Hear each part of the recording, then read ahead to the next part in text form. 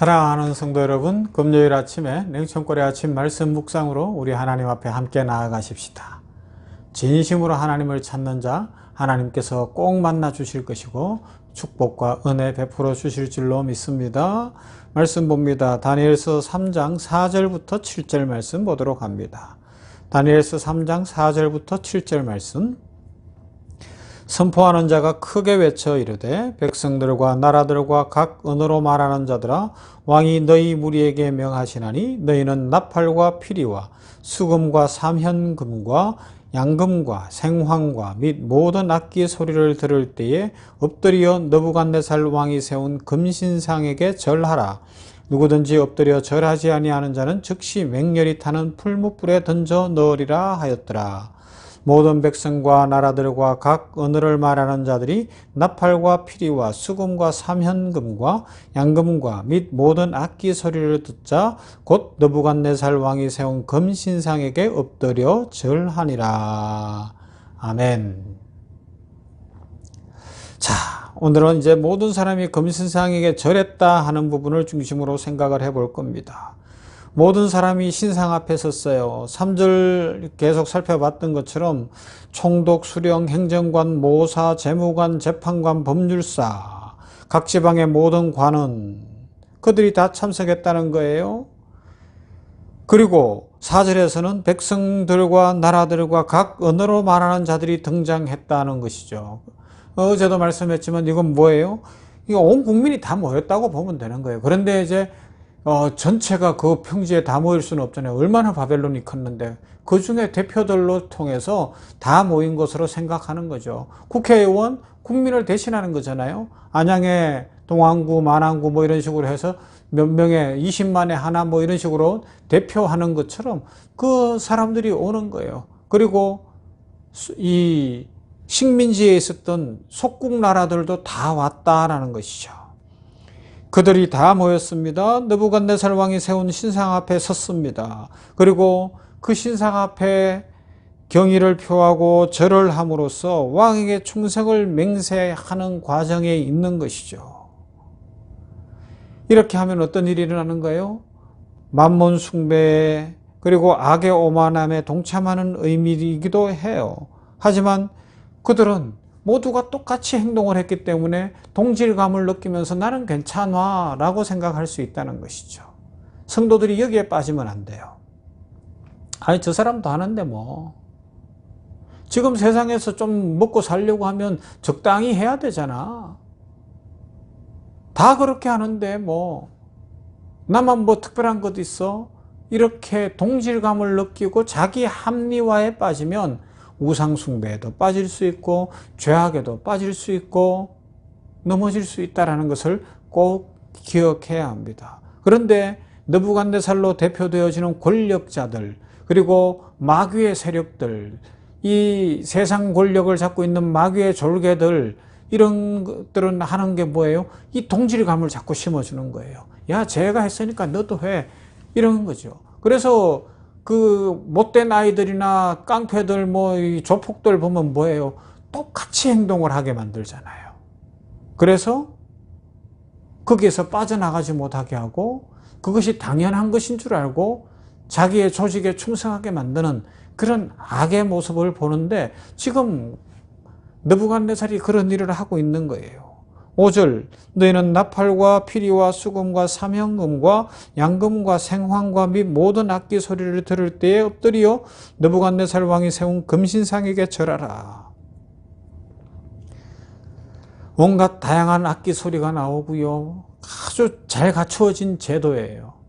이게 보면 세상 권력자들이나 세상 어떤 행사들을 할 때에 아주 콘티를 잘 짜잖아요. 하나의 실수도 없도록 만드는 거예요.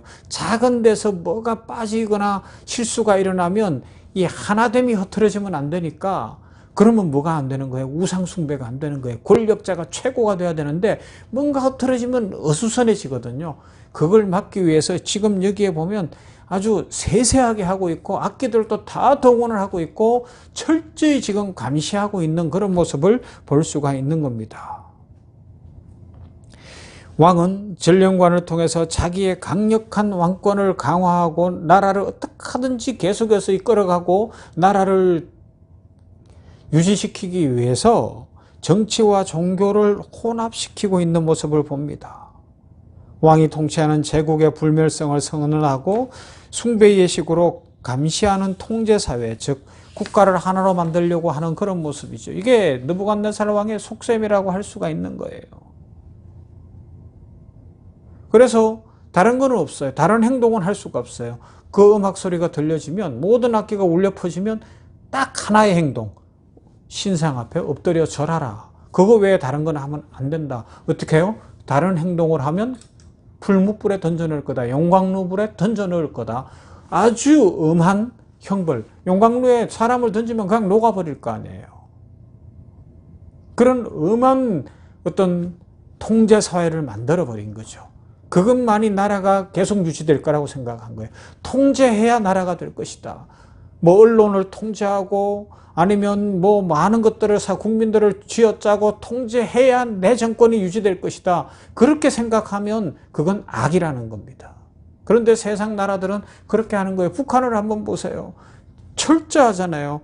그 뭐 북한 다녀오신 분들이 이야기하더라고요. 북한에 가면 다 그런지는 모르겠지만 그 뭐 금수상궁인가 어디에 가서 김일성 시신 앞에 절을 시킨대요. 그런데 군인들이 쫙 지켜보고 있고 이렇기 때문에 기독교인이라 할지라도 그 앞에 가서 절을 안 할 수가 없더라는 것이죠. 그래서 절하고 온 사람들이 꽤 있는 것 같아요.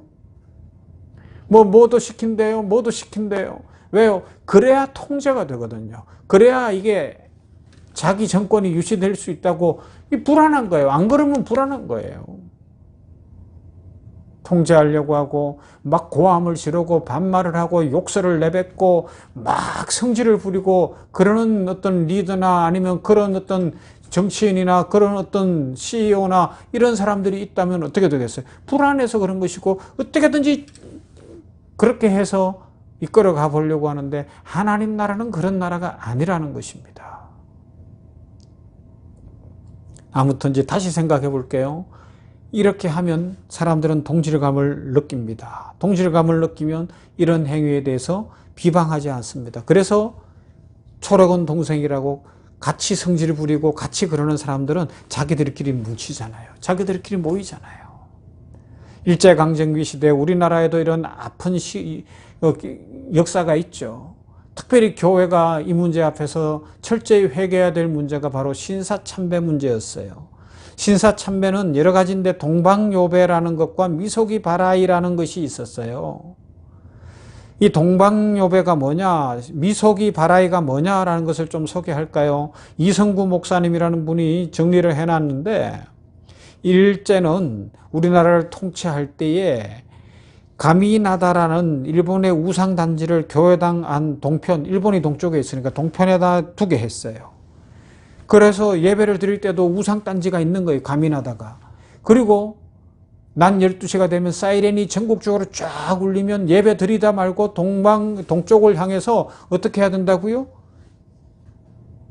절을 하는 동방요배. 그러니까 90도로 절을 하는 거예요. 신사 앞에 절을 해라. 신사가 뭐예요? 지금 일본도 천황이 있는데 사람 섬기는 거 아니에요? 나라 섬기는 거 아니에요? 그리고 미소기바라이는 뭐겠어요?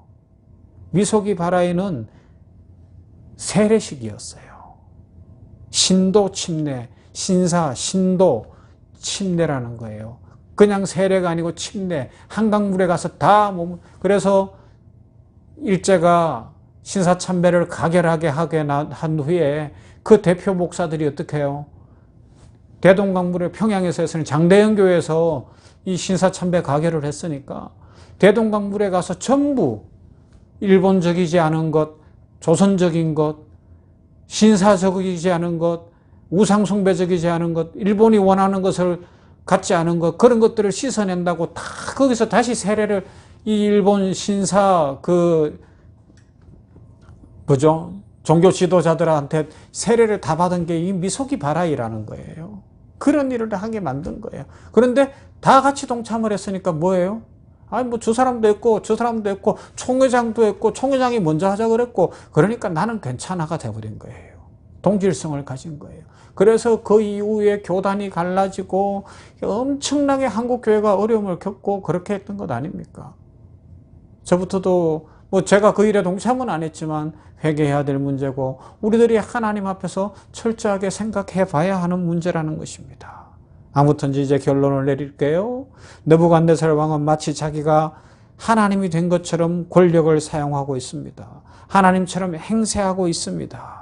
주어진 권력에 취해 있는 사람, 권력을 주신 분이 하나님이라는 사실을 놓친 사람 큰일 납니다. 그래서 국가의 지도자도 그렇고 어떤 단체의 지도자도 그렇고 지도자가 된 사람들, 저도 마찬가지겠네요. 그죠? 아니면 중간 간부가 됐거나 이런 어떤 책임을 맡은 사람들은 철저히 하나님 앞에서 겸손해야 합니다. 책임이 얼마나 막중한지를 알아야 됩니다.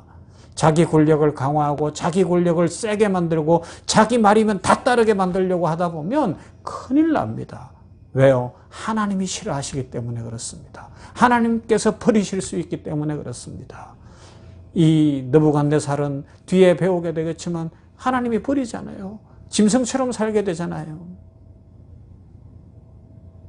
우리들이 기억하면서 하나님 앞에서 우리의 신앙이 무엇이고 바른 삶이 무엇인지를 깨닫고 믿음으로 살아가면서 오직 하나님만 높이고 하나님의 축복에 감사 만족하는 모두가 되시기를 주님의 이름으로 축원합니다. 사랑 많으신 아버지 하나님 감사합니다.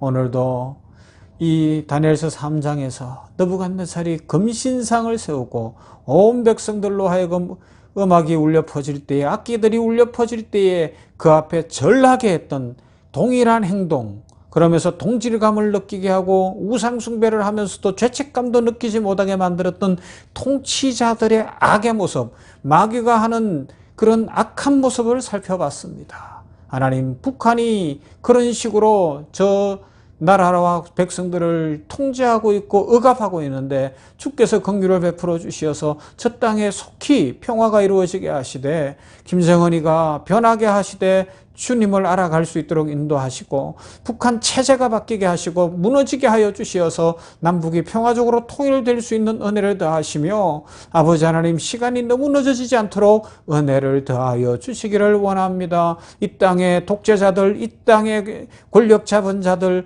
권력을 유지시키기 위하여 금치를 하려고 하고 건물을 세우려고 하고 자기 이름을 높이려고 하는 악한 자들이 없게 하여 주시옵시고 그들은 결국은 망할 것을 우리가 기억하며 위에 기도하고 아버지 하나님이여 우리는 믿음으로 살고 특별히 우리가 교회에서든 직장에서든 사회에서든 어떤 책임을 지고 있다면 그 책임 맡은 막중함을 알고 더 겸손해질 수 있도록 인도하시며 억압과 어떤 폭력과 어떤 행동들로 사람들을 통제하는 것이 아니라 하나님 앞에서 사랑과 긍휼과 나눔과 또 위로와 축복의 삶을 살아갈 수 있도록 은혜 부어 주시옵소서. 우리 대한민국 사회가 그런 사회 되게 하시고 아버지여 우리가 있는 곳이 그런 곳이 되게 하시고 아버지여 주의 나라가 이루어지기를 원합니다. 하나님 나라만 영원할 것을 믿습니다. 우리들이 이 믿음으로 살아가며 이 나라를 세워가게 하여 주시옵소서. 오늘도 복 주실 하나님을 찬송하옵고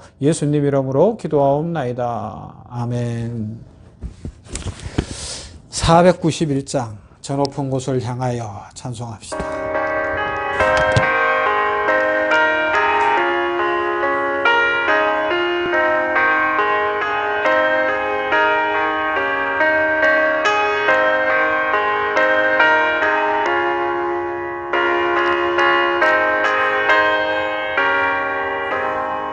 저